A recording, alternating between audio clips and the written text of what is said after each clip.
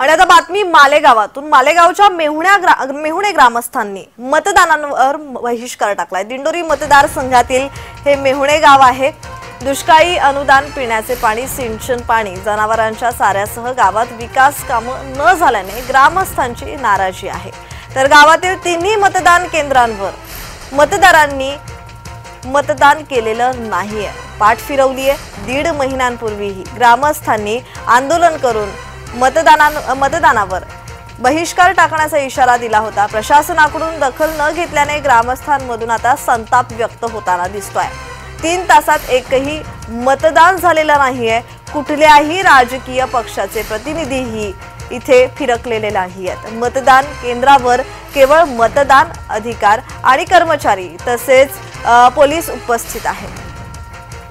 मतदान केंद्रावर फक्त अधिकारी आणि पोलीस कर्मचारी उपस्थित आहेत। मात्र ग्रामस्थांनी मतदानावर बहिष्कार टाकलाय।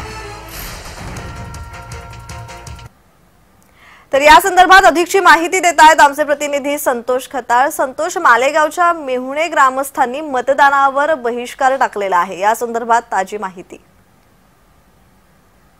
बरोबर आहे। मालेगावच्या मेहुणे गावामध्ये त्यांनी जवळ मागच्या 2-3 वर्षापासून सगळ्या लोकांना, आपल्या तहसीलदार असो, प्रांत असो, यांना निवेदनामार्फत सांगितलं होतं की गावात नागरिक सुविधा मिळत नाही, रस्त्याचा प्रश्न आहे, नळाला पाणी येत नाही, अशा अनेक सुविधांपासून ही गाव वंचित आहे। त्यामुळे त्यांनी आज या मतदान केंद्रावर बहिष्कार टाकला आणि मतदानाला तिथे नागरिकांनी कोणालाच जाऊ देत नाही असं पूर्ण गावाने ठराव केलेला आहे।